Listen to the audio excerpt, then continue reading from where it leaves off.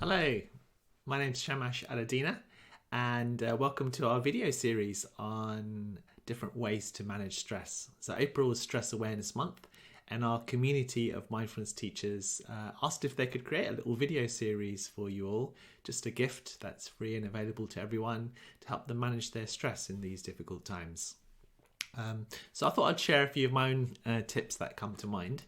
And my first tip I think that I would like to emphasize is actually be mindful of your attitude to stress. Some of the latest research shows it's not the stress itself that's always harmful, but our attitude towards it. And there's an energy to stress. So if you feel quite stressed and quite anxious, rather than using strategies to try and just reduce it all the time or to avoid it all the time, maybe you can use that energy in a more positive way. So first of all, start thinking about how stress can actually be good for you. So you're kind of making friends with stress. There's a fantastic TED talk on this topic. And if you look at some of the research on stress, they found that even when people have high stress, if they are kind of making friends with stress, if they think of stress as a positive thing, it wakes them up, it energizes them, it gets them moving, it gives them the drive and the energy to serve and help and do something meaningful in the world, then it's not quite so harmful. It's when you think stress is a really bad thing and it's very harmful and I need to be just relaxed all the time, and there's this sense of avoidance of stress, that's when it gets even more unhelpful. So consider how you can use that energy. It's often used in some martial arts when there's this energy that comes towards you and you use it and you kind of transform it and you move it in a more positive way. And maybe that image may help you as this sense of almost riding on the wave of it in a positive way. So see if you can use it to energize you to do other things, whether it's some sort of activity or exercise or to be more mindful or to help or serve others. Maybe that's one way of channeling that stress in a positive way. So that's the first thing I would emphasize. The other thing is obviously we're very much into mindfulness, so doing little mindful exercises are great. Now, most people set themselves up for failure because they try to do too much mindfulness and meditation. So they think, you need to do 10 minutes or 20 minutes or half an hour. But I recommend starting with something really small and simple. So for me, a nice minimum to start with is just one mindful breath. So just to take a deep breath in and a slow, smooth breath out and just think, yes, I've made my first step into mindfulness. And then if you enjoy that feeling, then building it more. It doesn't have to be breathing, of course. It could be just feeling your feet on the floor, feeling the sensations in your body. When you're going for a walk, noticing the different colors around you. When you're listening to some music, really listening to the sounds there. And you're starting to cultivate the skill of mindfulness, being more present and more aware. And so you can start very, very small. And the reason we're starting small is not because we're not capable of doing more. It's just that our motivation fluctuates a lot more than we realize. And if we're starting nice and small and simple with something as short as one mindful breath, you've got time for that. It's something that's achievable. It makes you feel good when you've done it. And it's something you can kind of almost fall back to on those days when you haven't slept well, when you're feeling very tired, very grumpy or very low. You can still do the one mindful breath. So you can start small in that way. The next tip that comes to mind is the kindfulness that we talk a lot about. And that's about being compassionate and caring and kind in the way that you pay attention. So one of the things we like to say in meditation or mindfulness, it's not what you pay attention to, it's how you pay attention to it. So even if you're going through some difficult emotions, so together with stress, there's often anxiety that can come, which is not a bad thing. It's a natural emotion that we have, or, you can end up with low moods or sadness, depression.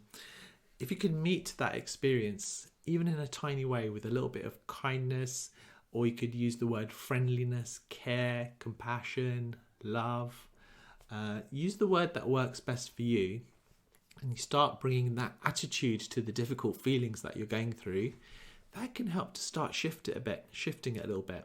And then keep going with that same attitude I said earlier about starting really, really small. So I mentioned the one breath. So with this little shift in attitude, just see if you can just be a 1% kinder, 1% more friendly, 1% more opening and welcoming to this difficult experience that you're having internally for yourself. So that's another tip. Next one is, I mentioned a little bit about the walking and the movement and noticing the colours and stuff. So think about how you can get yourself moving physically as best you can, if possible, and connect with your senses as you do that. And so mindful movement could be walking, it could be running, it could be swimming, cycling, any kind of movement. We have classes in mindful Qigong with our friend Brian. In fact, that's one of the videos that you can watch. And that's just some simple movements together with your breathing.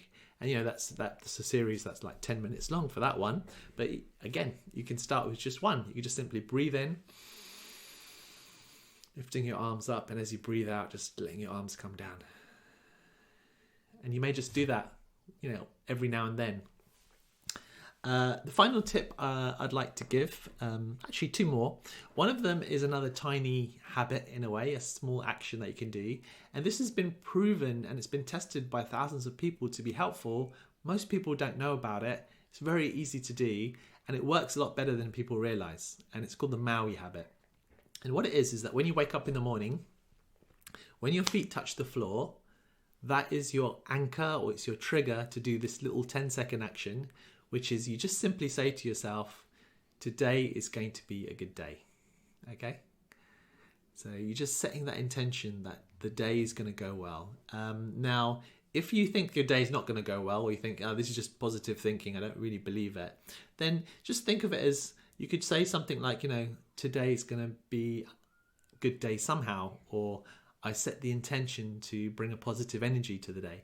But think of a little sentence that would work for you. And you can start with this sentence because it's been tried out lots of times. And what they found is that of all the habits that people cultivated, that little Maui habit of saying, today is going to be a good day. And actually even saying good morning to yourself. So good morning, today is going to be a good day. Something like that could be really, really easy to do. It's quite easy. It's much easier to remember than you'd realize. And actually that works quite well. And the final little exercise I like to share is gratitude. So when we're feeling stressed, our attention can quite easily focus too much on the things that are difficult and negative. But actually there's lots of good things happening, but we just can't notice them at all. So final habit is another tiny habit, which is an easy one to remember, which is when you go to bed at night, it's almost like a bookend. You're starting the day with setting a positive intention. You can end the day with gratitude. When your head touches the pillow, just think of one thing that you're grateful for. So again, the head touching the pillow is your anchor, and it's the moment to do this little practice. And just think of one thing that you're grateful for. You're obviously welcome to think of more if you want to, but just start with the one thing that went well for you that day, or one thing you're grateful for that day. And then after you do that, just allow yourself to have a little smile on your face. And that smile, when you think of that gratitude, actually releases positive chemicals like dopamine to your system. And you're more likely to want to do it again. And you're more likely to have a better sleep as well, which leads to a more positive cycle going forward. So lots of little tips there. Maybe there's one that you feel attracted to and you want to try out. And if so, go ahead and try it and let us know in the comments how you find it. But thanks a lot for watching. I hope you enjoy dipping into the other videos in this series as well. And share your gratitude with the other teachers who've gifted their time to share these little tips for you. I hope the month goes well for you, and I hope you find these little tips useful. Have a wonderful day, whatever you're up to, and hopefully see you again soon. Thanks a lot for watching, and do remember to subscribe to us if you want more stuff like this and you don't want to miss out on future things like this that we will be doing again soon. All right, everyone. Bye for now.